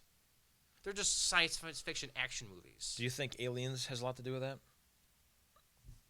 Possibly, because I mean that movie still has some scary moments, but it's definitely not like there's some scary moments in the movie. It's not a scary movie like Alien is, Yeah. right? So maybe it is because Aliens became an action movie that they got away from it. But there's other movies that have come out since then that have been scarier. Oh, Jason's list. I like my list. So, but there are some more recent movies. But one thing, folks, I'm sorry, we're going to be talking about a lot of 80s movies as usual here. A lot of the movies that we discuss, I think, are going to come from the 80s, but I think there are some pleasant surprises with some of the newer ones that have come out. But, I mean, obviously the first three are your best. Isn't it awful that got to point something out here before I forget. Yeah. Jason's put together a list of sci-fi horror films that run the gamut from amazing to not so amazing, and kind of on the side. Isn't it interesting that one of the top three is The Thing from John Carpenter? Right? They Live is also on the list from his heyday, That's which a is an borderline excellent. sci-fi horror movie. But it's, I mean, it's not. It's horror. It's horror in the sense of the implications of it. okay, yep. Paranoia, which The Thing was also about paranoia. Yes. But then, down at the bottom of the list, which isn't even given its own bullet point, is Ghosts of Mars.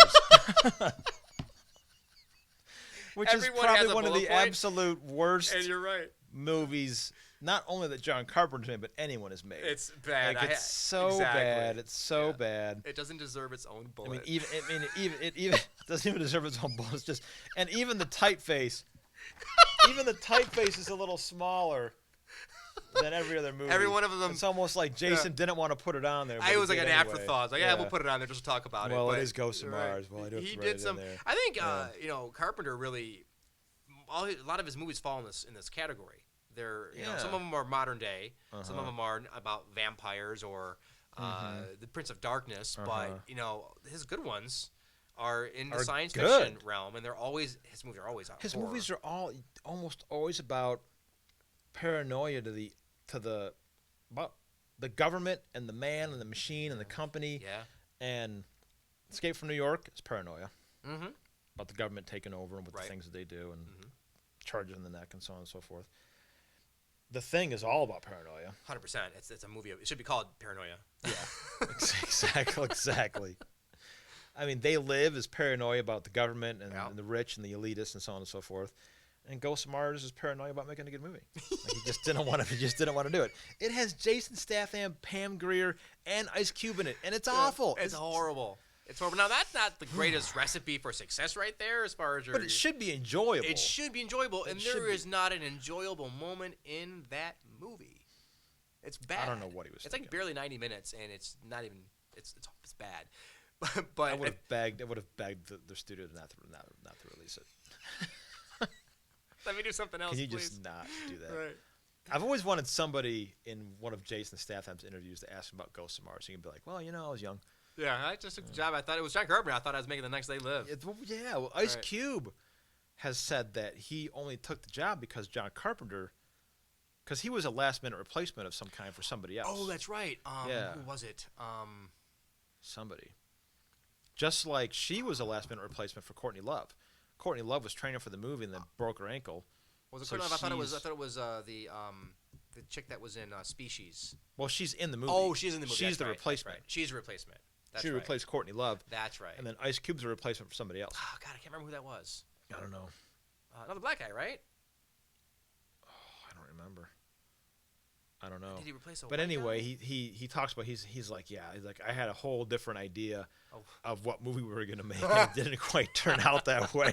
And Ice Cube's a good actor. I like Ice Cube when he's in Yeah. his stuff. I actually enjoy him in movies. So He feels totally out of place now. totally right? everyone feels out of place because they're not. I think John Carpenter felt out of place in that movie. It's just a bad movie. Well, I think they were like running out of money halfway through, and then thought he was gonna get shut down, and then got funding and finished the movie. Injuries to the people And that they had to replace. injury to the people that had always- to like it was takes the just life one out of those things. troubled productions. Right. I mean, that how that started could to have happened mark to Force his, Awakens with Harrison Ford getting injured. Yeah, right. That could have changed things terribly for that production, but Yeah, you're obviously right. they got back on track. They But got it. They got it from so that. I that's funny. Nice catch on the Ghost of Mars. I noticed that when I was That's looking at it. awesome. I was like, That's what if that's funny. on purpose?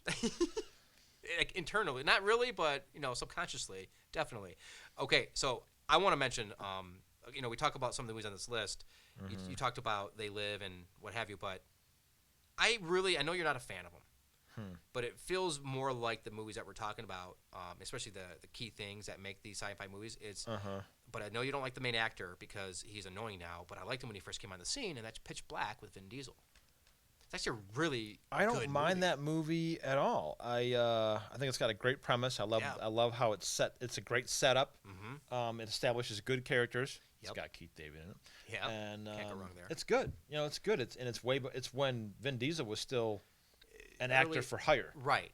He right. wasn't Vin Diesel. He yet. wasn't Vin Diesel. Vin Diesel. He Yeah. was, he tried If to he make his made way. Pitch Black now, he would have like saved the ship from Right. crashing with his almighty might. But or whatever it the had hell. some really cool stuff. It had the whole eye, the way he saw things, because of being in a dark prison forever. Mm-hmm. Yeah, right. Had a great alien, great monsters that they, they were pretty cool in the way they came out. It was kind of believable. Got a great opening sequence with the ship crashing. I mean, it had some really good stuff going for it, and it falls into the lines of the key categories that make a good sci-fi horror movie. But that's one of my favorite. I think of the rest of the bunch, that's one of my tops because when I saw the movie with Mike, I was like, "Holy crap, this is so cool!" It was a surprise. Yeah, that's what. Like that's he's the a thing. surprise. He's like Riddick is a great character. Mm-hmm. He's a great creation. I've got to make a note. The audience probably watching me. I'll fidgety. I injured my neck. That's why I'm all like trying to find a comfortable spot to put my head. And Dodging. yeah, dodging pain left and right. But yeah, I think it's a good. I'm disappointed that David Twohy never really took off. I He am made too. that. Then he made the Riddick movie. He made the submarine movie Below. Below, and then he made the other Riddick movie. Yeah. And then, did you see that? Yeah. Was it bad? Chronicles of Riddick. It's bad. No, not Chronicles of Riddick. There's the third one. Chronicles is number 2. There's a third Oh. one named Riddick. Oh, I I must didn't- not have seen that I one. didn't see it either. I must have missed that one. I wonder how that happened. I missed that shit. I mean, it's a testament to how the Fast and Furious films are not about Vin Diesel. Because every time he makes a movie outside the Fast and Furious franchise, no one goes to see it. Right. But he feels he's the linchpin of the Fast and Furious. He's the least interesting character in those movies. That's funny. Like they could have killed him off in this one, and you'd have been like, all right, All right, who's next? like where's the Rock? He's got so much more charisma. Scary. So choose something on this list here. We got a couple to talk about here. I'm trying to pick ones we didn't talk about during the sci-fi podcast because he beat some of these up. We talked about pretty good. Sunshine, didn't we? We talked about Sunshine. We talked about Invasion of the Body Snatchers. Yes, not talk about those. Uh, Sunshine's another one that loses traction. Starts off as something, but changes different. Totally. I wonder what it is about these great directors who lose. I wonder if it's just ambition about what they're building up to, and it's like, I gotta end this movie somehow. Yeah. Yeah, no I doubt. Fucked it up. And Event Horizon. What about Event Horizon? That's a Ooh. horror film. Totally. That's totally a horror film. Totally. And it's Yeah. not really a horror movie for most of the movie. Exactly. Sets up all the character, the Exactly. situations, the inner turmoil, the decisions that have to be made, and the Yep. arguing, and all that stuff plays great. Mm-hmm. And Lawrence Fishburne doing is a good thing, and same as Sam Neill. But it's towards the end there, yeah, right. It had a scene, so I have a very weak stomach when it comes to like violence these days. Like I don't like graphic violence. How were you last night at Covenant? That was pretty grisly. It was, and I was expecting that, and I was okay with it. It's Okay. see, I'm okay with that. I'm not Okay. okay with real people doing harm to real people. Oh. Okay, that's where it changes for me. So when we're watching like the torture porn movies, that kind of shit, Yeah, I can't I have stand no that use for stuff. that. I can't take that. I don't want to see it. Like but if people it's plucking out someone's eyeball. and all right, that. I don't want to see it. Even Quentin Tarantino crosses the line now when it's violence. Right, it's just a little too gratuitous. I don't need to see all of that. I like to be a little bit more in my imagination, but I'm okay with some of it, especially when it's not real. Obviously, none of it's real, but it's the not like science fiction. It's not real, but it might feel real, but it's not real life. But when someone's doing some damage to somebody that lives here today, it just feels more real to me, and it's just something I don't feel comfortable watching. It's weird. I don't know. You don't like torture. I don't like the torture stuff, Yeah, no. But that's so. The reason I brought that up is in Event Horizon, when you finally get a glimpse of hell. It's scary. Oh my goodness! It scared the crap out of me.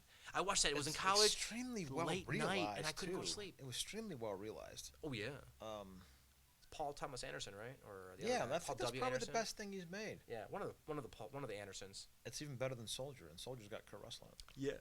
Yeah. Nice Paul. I like that. Yeah. But I do like Event Horizon because it follows that same mold. It takes a while to get there. It has a good burn to it, and Right. then boom, you get into this horror aspect, and that freaky hell stuff is Yeah, it is. terrifying. It is And just terrifying. it's those glimpses. It's not super long, and that's what's more It terrifying. feels a little Hellraiser-ish in those scenes. Yeah. You know, Yeah, totally. But it makes it feel more terrifying because you're only getting a glimpse. Glimpse, 2 yeah. seconds, boom, it's gone. Exactly, And you're yeah. like, now you're trying to replay That's that. all you need to see. Right, and Yeah. your mind starts to replay it, and you're like, oh, that's crazy. That freaked me out, so I couldn't go to sleep that night. I slept till like 1 o'clock, 2 The o'clock movie watching did its it. job. Oh yeah, it terrified That'd be me. I a, was like, this that'd be a good pull good. quote for the cover. Yeah. I didn't go to sleep that I did not go to sleep that night. That's a good science fiction horror movie, and I think that Yeah. falls right in the line of what we're talking It kind about. of falls into line with the idea that every filmmaker, I mean, obviously he's moved into the mainstream. He knows how to make a movie. He wouldn't keep getting work if he didn't know how to make a movie. Paul W. Right. Anderson. I was We looking don't at him, like who's his talking about? movies, but but he still got into Hollywood and makes movies. Like that's not a difficult thing to do. Right. But I think every filmmaker has, even if they suck, has one good movie in them. And I think Event Horizon is genuinely a good movie. Absolutely. Yeah. Yeah, I don't really have a lot of problems with it. I think it's a good movie, and it falls right in the lines of sci-fi horror, and it does it perfectly. It's scary as shit. It's kind of like I can't use that movie. Which one? Life Force. Toby Hooper made a good movie in Texas Chainsaw Massacre. It's debatable how much of Poltergeist he actually made. Right, because It feels too much like Spielberg. Spielberg to Right. really even debate the entire thing. Right. But he followed up that movie with Life Okay, Force. so Poltergeist was the follow-up to Texas Chainsaw. No, he made that. He made Eaten Alive. He Oh. made I think the Funhouse is before Poltergeist. So he did I mean, quite a he was bit. making like real B grade schlocky horror films. Okay. You know, I mean they weren't bad, but they were just B grade horror films. Right. And then he made how he got plucked to make Poltergeist. I mean, there's a lot of debate about why he was chosen or he was hired, and then in the development process, Spielberg realized this really isn't the guy for the job. This is how I want it to be. I don't want this kind of B grade film. I want this very lofty horror thing, and this is this and this is this and this and that. And I want. And Tobe Hooper was like, "Look, dude, if you want to make the movie, you just make it and leave my name on it or whatever. Whatever happened, like who Right. knows? It's one of those urban legend type Yeah, things, one like of those how hot- much he hot did. debated, yeah. Like if Tobe Hooper's on set, like, well, can I move the camera over here a little bit? Yeah. Steve, what do you think? Yeah. Should we do Steve, another can take? I do that? Yeah, because he was all shot in the same lot he was making ET on. So. Yeah. Oh, is that right? But anyway, Okay. but you can't. It's hard to look at Life Force and think the same guy made Poltergeist. Yeah. Whereas you sure. can look at ET and Raiders and think, yeah, that guy made Poltergeist. Like there's just too much visual evidence, Yeah. at play there to really Yeah. debate I it. think that's Yeah. The debate there is I think But yeah. Life Force has its merits, It does, especially in the nudity of Matilda May at that time. I saw it with my dad, and I was just like, she's naked through the first 30 minutes of the movie. I was just like, looking at my dad like, I guess he doesn't care. I'm not going to care either. Like, this movie's just flat out freaking weird. Space vampires, right? Space vampires. Right. Written by the guy who made Alien, for God's sakes. Who wrote Alien. Is that right? It's What's his name? Dan O'Bannon. Dan O'Bannon. Right. That's Another awesome. fluke. Like, that's the thing is Dan O'Bannon and Ronald Shusett, who also worked on Total Recall years later, but they made wrote a lot of bad movies. Yeah, but how much did they completely write those stories that turned out to be bad? Well, that's just it. Like, was it their concept, and then someone else rewrote it and destroyed it? Right. That's what I'm always fascinated by. Is like how much. Because Alien was called Yeah. Star Killer or Star Monster or something like that. Wait. Yeah, the original screenplay was called like Star Monster or Star Killer or something like that, and then it was changed and added. It's on the tip of my tongue. I think that you know the real name. Yeah. And Ridley Scott helped streamline it and make it into this bare bones kind of a horror film, which Right. he did. And I wish he had that. I think Ridley's ambitions. I think he's having a hard time communicating the themes that he wants in the movies without being too literal. Right. He doesn't want to be so literal. He's telling you about this movie is about God creation and destroying what made you and blah blah blah blah blah. He wants to put it in the movie, but still have an entertaining movie with xenomorphs in it. Yeah. That's a hard thing to do. It is. So I can't knock Alien Covenant too much. No. Like, I think he succeeds. He succeeds more than he fails. Yeah. He, yeah. He And succeeds. It's what I was hoping to see from him as far as Right, it felt right. more like Ridley Scott to me Yes, than I have seen him for quite a while. It seems like. He felt alive in that film. Right, and no fault to his own. He's an old man. He's an older man, and his brother committed suicide not long ago. So I know that he's it takes a big toll on a man, on anybody. Yeah, man. Anybody. I mean, plus it wasn't like what's the last movie that he made? Prometheus? No, it's something well before that. He did the Counselor was after that. Was it after Prometheus? Yeah. Okay. Yeah, most definitely. Maybe that's all he's made. There since might be then. one more after that. But it's escaping me right now.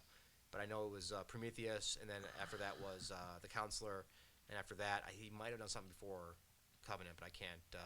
It's terrible that I don't know. Yeah, it So is. I'm a very big fan of terrible. his. I'm a big fan of his. But it just goes to show you that his career has started to, it's not what it used to be, obviously, and who was going to be able to do that for 40 years? Well, it's kind of like Clint Eastwood came back on the scene with a vengeance and made Unforgiven, and then he made that one with Kevin Costner, and then he made the one where he was the president's bodyguard, the Secret Service one with John Malkovich. Yeah, In Line of Fire. And then he made In Line of Fire, thank you.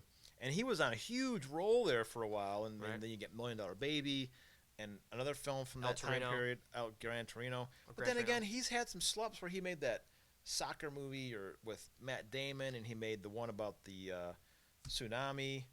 And Yeah, there's just movies that I've got no interest in seeing. Right. you That's, know. that's changed for me with him too. Is I used to want to see every movie he made, and Yeah. then I liked one of his World War II movies, Sands of Iwo Jima. Oh, thank Letters, you. Yeah, I like that movie a lot. Letters of Iwo Jima Letters of Iwo Jima. was really good. I was didn't very like good, Flags yeah. of Our Fathers very much, but I really liked Letters from Iwo Jima. I knew That he was good. going for it, but I wasn't as impressed yet. Right. Yeah, and it was the first one. Unfortunately, I wish they would have showed the other one first, but it is what it is. Yeah, but the first one's good. Yeah. I think the first one's good. Right. Okay, so how about two that kind of fit the same mold?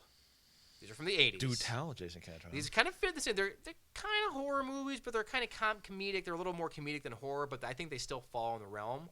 They definitely take place on Earth, so I know you one know. of them is for sure. and they're right side by side. Mm-hmm. Critters is the first one. I'm a big fan of the 80s Critters. The first one was great. Had the Ah. bounty hunter, had great aliens. They were vicious. You didn't know how they were going to get out of that. It's a believable concept. It's a cool farmhouse, story. middle of nowhere. Right. Yeah, Right. It's a fun little movie. It's a the guy who directed that I think went on to make the Bill and Ted's Excellent Adventure. I Is think. that right? I'm pretty sure Okay. Jeremiah. I can't remember how to pronounce his name, but yeah, I like Critters a lot. Again, simple concept. Uh-huh. Doesn't overcomplicate things. We don't get into where the critters came from. We don't get into who the bodyguards came from. Right. We don't care about any of that. It's a simple through line, and it gets into the meat of the story, and that the family's in jeopardy. They don't have to kill 30 people. It's got like 4 of them who were in danger from the Right. critters in the house. I mean, it's very, very more simple. personal, more Very, personal story. very simple, So yeah. a good point is, if you made that movie today, right, you would have the bounty hunters backstory revealed, and Right. they would be more focal characters that you're following, as opposed to just these omnipresent forces coming through. Yeah. You know, working their way to try to get these critters. You don't Right, know right. whose side they're on. They're mysterious. Now you would know everything about it. Mm-hmm. You know, but Yeah, it'd be like this overcomplicated plot about their origin. There'd be a flashback to the critter's baby and what made him bad. Right. And then just be a bunch of nonsense. I like the sound effect. Okay, the other one, because I mean I love critters, a lot of fun. The other ones I think is superior. Yeah, it is. I 100% agree with you. You know what I'm talking about. We are talking about Tremors. With Tremors. the almost never in a million years believe how good the chemistry would be between Fred Ward. and Kevin Kevin Bacon.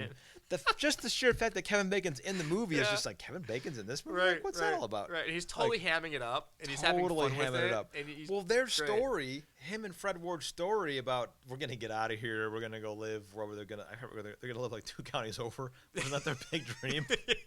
They're gonna live. It's so believable. We're gonna get out of here one day. There's odd job in this and odd job in that. Right. And the only reason they honestly, what I love about Tremors is they're gonna leave and then they encounter the Tremors, the aliens, whatever you want to call it.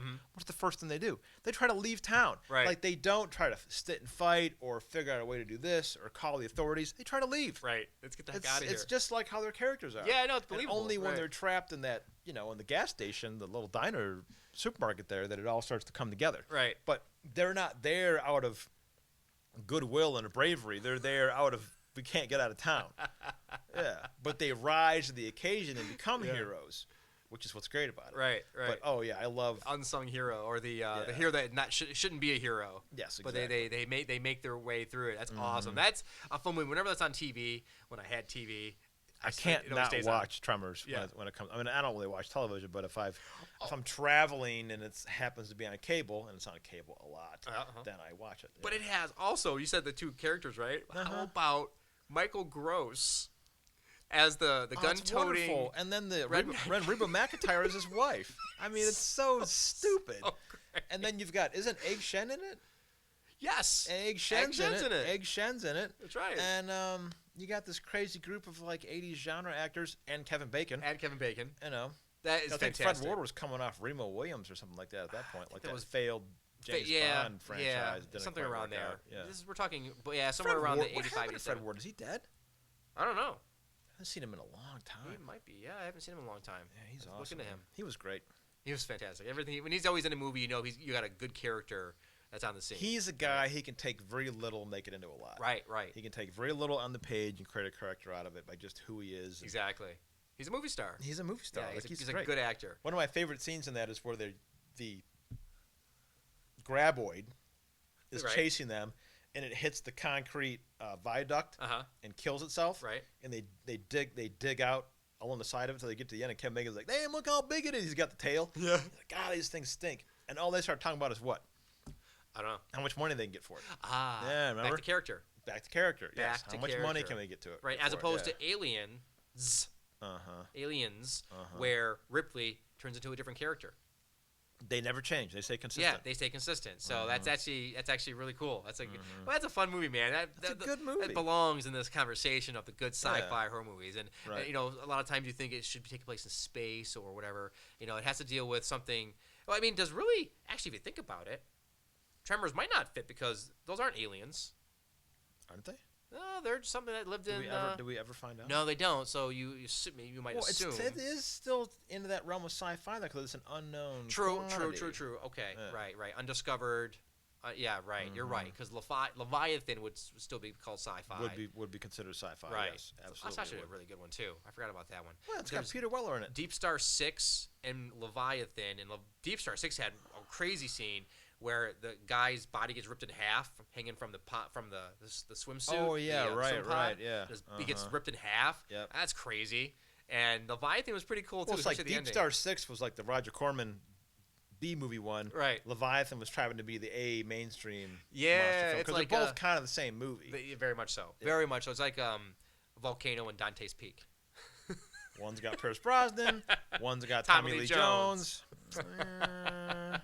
One's Pick your bigger poison. spectacle. One's more of personal story about trying to save a family. as opposed to trying to save the city. One's got lava coming down Hollywood Boulevard. Right. One has a One's lava comes got to her Pierce house. Brosnan trapped in a truck. You know. That didn't make my list, however, as any of those movies. But Of course not.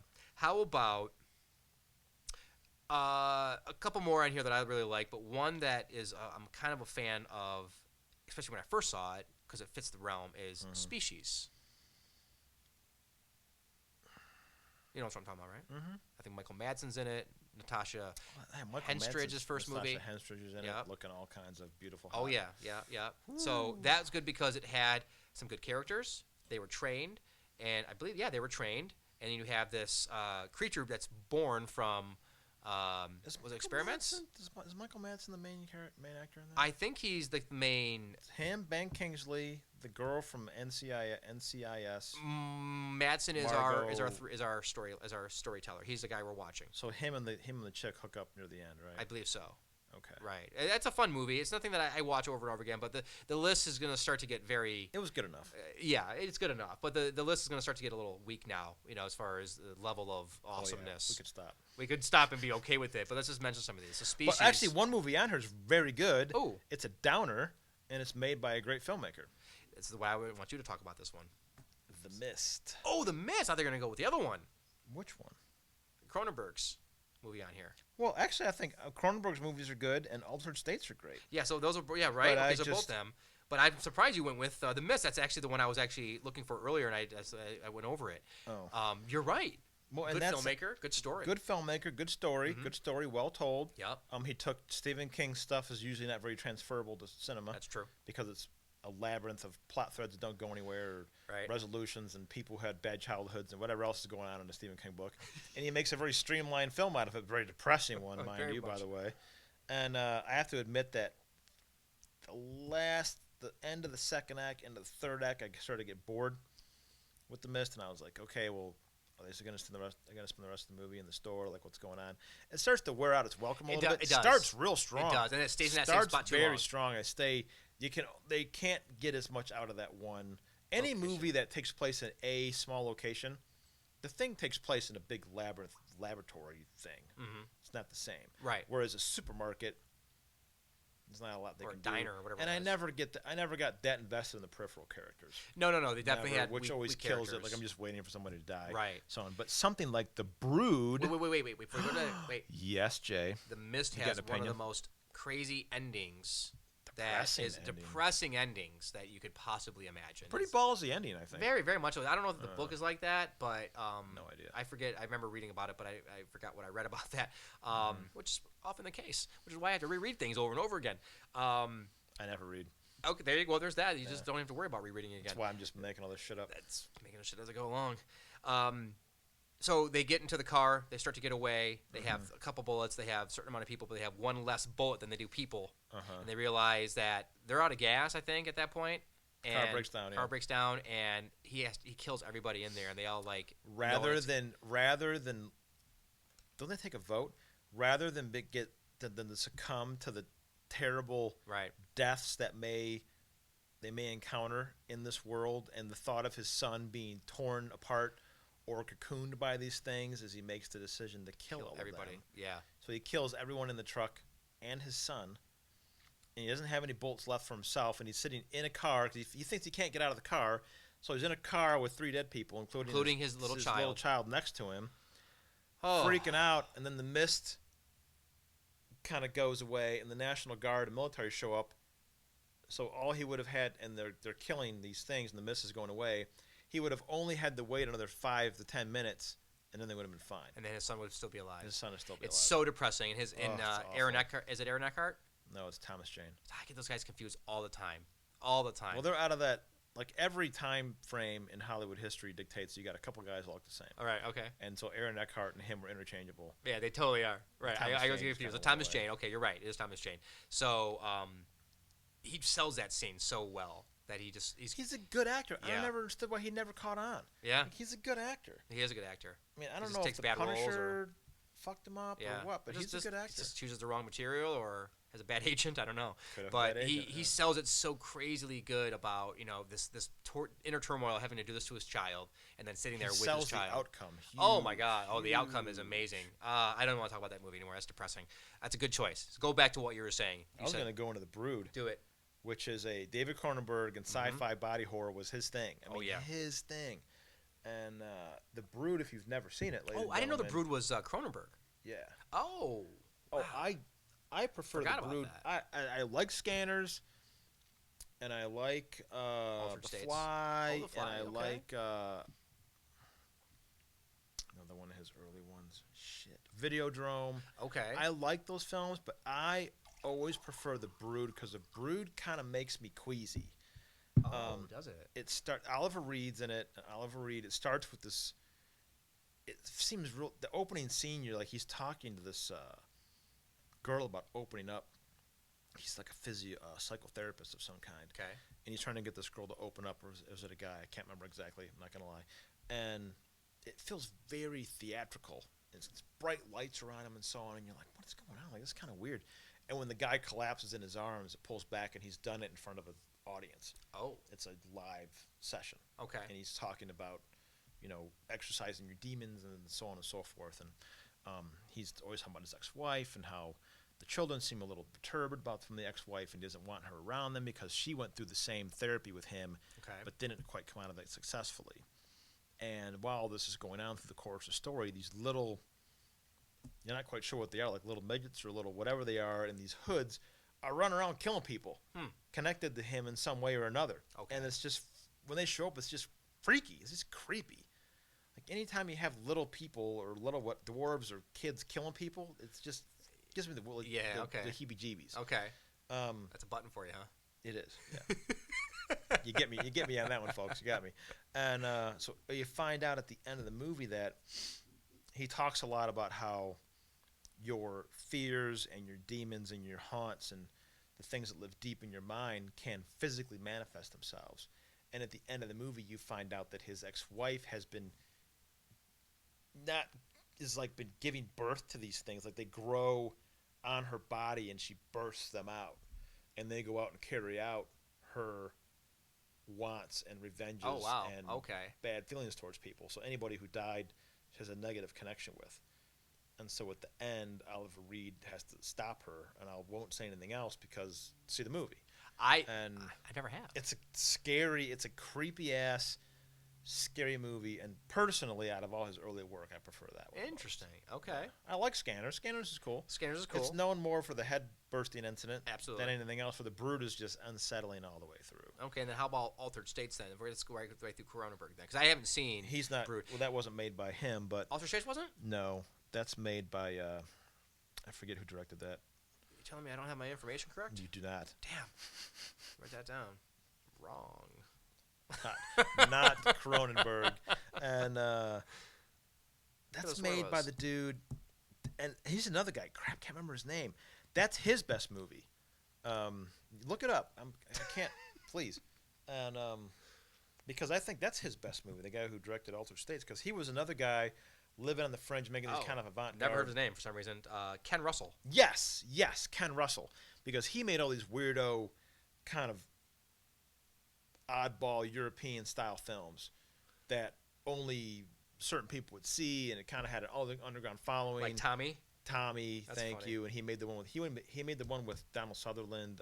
Don't Look Now, I think it's called, where Donald Sutherland gets stabbed by a kid at the end of the movie. Well, not really a kid, but some kind of Lair of the crazy- White Worm. That's a weird ass movie too. Holy cow. But I think Altered States is him able to take all these themes with a big budget and a good cast, William Hurt, when he first started out, Yeah. and make a very good movie. Right. And I think that's his best movie. Okay. People will probably argue with me on that, but I think Yeah, that's okay. It's his most successful film. I've seen Altered States once, a long time ago. Need to watch it again. And we'll go back to Cronenberg for a second. I'm not a big Cronenberg fan. I don't always like his movies because I don't know, maybe they're Right. too heady for me or something about his technique. The Fly, love The Fly. It's kind of hard not to like. Right, it's a great movie, and it's Goldblum doing great Goldblum. And Gina being Gina. Yeah, Hot Gina. Hot That's right. But I'm not a huge Cronenberg fan, but I recognize his movies much like Stanley Kubrick. I recognize his movies as being really good. I just don't maybe like his movies all the time. He's got a particular style. Yeah, for sure. He's got a very particular style. He's got a very particular way of looking at people. He kind of rubbed you the wrong way. He's got yeah. I could see where some people wouldn't like it. There are certain filmmakers where you either really get invested in their filmmaking and you like it, or you just don't. Like there's no middle ground. Right. Exactly. David Lynch. Oh, that's another one I have a hard time getting with sometimes. David Cronenberg's one of those. Kubrick is one of those. Like, there's a distance in their films from the people that you're on the very voyeuristic filmmaking where you're on the outside looking in and not as connected to them. Right. But he connects with you in his own way, like their own twisted kind of way of looking at humanity. Yeah. But you're not as you can't get they're not warm movies by any stretch of the imagination. No. Like even History of Violence is, for as much emotional turmoil going on in that movie, it has about the same themes. Yeah, and I like that. Actually, one of his recent movies that I actually really like.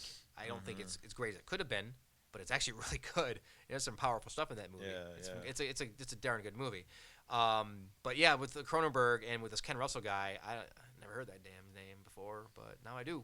Because that was his only real mainstream film. Is that right? Well, Lair the White Worm was a very small. It's a very small film, cultish movie. Cultish film. Yeah.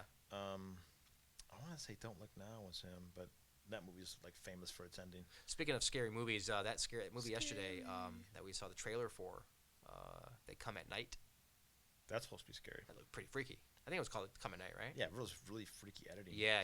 Very, very, very ghoulish. I like how that dude, the guy in the movie, he was in Warrior, and he was in, he directed The Gift a couple years ago. And Joel Egerton. Like he makes very interesting choices. Yeah, he does. I think really interesting choices. Right. Like he's not one of those like I'm just gonna make a bunch of fluff. Right, and I didn't realize he directed that one you just mentioned. Gift. Yeah, The Gift. Have you seen that? No, I haven't. It's pretty unsettling. Yeah, that's why I don't want to see it. It's very like really like that's kind of fucked up. It's gonna make me uncomfortable. I don't want to be uncomfortable. It's very uncomfortable. I don't want to disturb my complacency.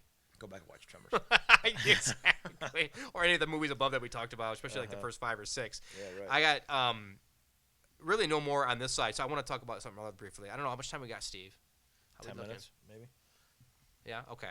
So most of the movies we're talking about are more further back, right? They're not recent, except for maybe Pitch Black, okay, and The Mist. But there's some newer stuff out, like they got Underworld. It's a really weak list, right? Underworld movies. Those are kind of horror. Sci-fi horror really exists in the Sci-Fi Movie Channel realm. Absolutely, yes. That's where those movies live. You got Anaconda versus Giant Spider, and Anaconda 5, and Lake Placid versus Dynamite Soar, and Shark Week, and Sharknado. Like it's that subgenre. I mean, technically, Jurassic World is a sci-fi horror film. You're right. It's like the most expensive sci-fi movie ever made. That does fall on the realm there, man. It is. Absolutely. It is. There's scientific experiments. Like Jurassic Park would have to go to the top of this list with great characters and so on and so forth. But it's not a genre known for its loftiness. Yeah. Like it's a subgenre. It's like a splatter film genre. It's horror with sci-fi roots to it. But they're not strong anymore. When done correctly, are a fantastic movies. So one on this list that kind of does that, it goes back to its origins, if you will, kind of root-ish, is Attack the Block. Yeah. Did you see that? It's actually really fun. It is a good movie. Not great by any stretch of the imagination. Well, the problem with that I had was I heard how amazing it was. Oh, and the internet was how amazing it was. Yeah, I hate that. Then I saw it and I was like, Yeah, you got fooled. Much like I did. I hate that. That happens, I did man. Get fooled. But I like that because I like seeing John Boyega for the first time. He had great. You can see his charisma. Good characters. Kids fighting. Critter-like aliens, right? So it had a lot of homogenous to the original stuff. But then the other thing that one that came out not too long ago that's actually really good is The Descent by Neil Marshall, who I also wish could make. It's very scary. What happened to him? Is he just making TV shows now? I don't know, but he made he's a good filmmaker. He made that one post-apocalyptic movie. Yeah. But it turns into like a Knights at the Round Table kind of movie. The girl. You know what I'm talking about? Doomsday. Yeah, I love her. Great potential for that movie. But yeah, Rhonda Mitra. Rhonda Mitra. Something like that. Yeah. Rona Mitra. Rona Mitra. Yeah, she's definitely good. So Descent was pretty good. She was in a sci-fi horror film directed by Paul Verhoeven. Was she? Hollow Man. Oh yeah, that is sci-fi horror. I mean, it's a bad movie. Yeah, Sometimes. no, yeah, not bad. Okay, so how about this? We got Underworld's blah. You got Descent, pretty good. 10 Cloverfield Lane is a sci-fi horror movie. It's not great, but very good. Yeah. Blade movies, and then here's the one thing I want to finish up with is now most days when you talk about sci-fi horror, you talk about direct-to-TV or direct-to-sci-fi channel. Yeah, It's the zombie movie. Yeah. 28 Days Later, Resident Evil, all the spin-offs of those, World War Z. The most common sci-fi horror movie now is the zombie. And it's becoming a little saturated. Well, the zombies it's in its fad, and then it'll go away. But David Fincher had just signed a direct World War Z Part 2. I read that. So I have nothing but high hopes for that. That movie, gives it some kind of hope there, right? There is hope, folks. Right. Maybe we should end it on that note. But We are going to end it on that There is note. hope. I know, Craig. You need to take care of some business. I do. 2 years to year and a half ago, I was here in Michigan, and I've had chiropractic care since I was probably 32, 33 years old, and it was always to fix pain that I had, knowing that I would have to go back another week or another month or so on to get corrected. Well, I was here, and I've been traveling, and my lower back hurt. I was like, I should go see a chiropractor. Driving down Crooks Road here in Troy, Michigan, and found orange sign, caught my eye. I'm like, I'm going to stop in there. It's called Thrive Chiropractic. Let me go in there and check it out. Went in there, saw Dr. Rubenstein, and his level of care and attention to how he approaches chiropractic care has changed my athletic ability, has changed my overall view of chiropractors, and has, except for the fact that I keep hurting myself because I'm clumsy, has essentially cured my lower back pains for good. I referred him to Jason, who can't say enough good things about him because he's essentially cured Jason of years of pain. Just like that. I've referred other people to him who say the same thing. His work is on. He's not there to continually see you on a continual basis to the day that you die to keep you pain free. He's there to cure you. That's right. Again, this Dr. Rubenstein, Thrive Chiropractic. If you have any pain at all, whether it be neck pain, lower back pain, knee pain, ankle pain, you don't know what the origination of that is, he will help you get through that. Even if you have maybe headaches, you never know where this stuff comes from, folks. Pay him a visit. He will give you the utmost attention while you were there. Him and his wife were fantastic. That's Thrive Chiropractic in Troy, Michigan on Crooks Road. The phone number is 248-574-9355. And I'll say it again before we sign off, folks. Go do yourself a favor. Go to Thrive Chiropractic. Get your power turned back on at 248-574-9355. Jay, always a pleasure. Well, hold on. Before you do that, make sure you mention the J. Craig when you go see. Please mention the J. Craig when you go in to see him. Exactly right. And do us a favor. And do yourself a favor. Do yourself a favor, absolutely. All right, brother. Good seeing you again. Always good to see you, Jay. Steve, thanks for having us on Appreciate once it, again. Steve. Appreciate Thank it. you. Right on, brother. And hey, everyone, you know where to find us at. Keep watching, keep listening. We'll keep talking. There you go, brother. Later, man. Adios. Bye.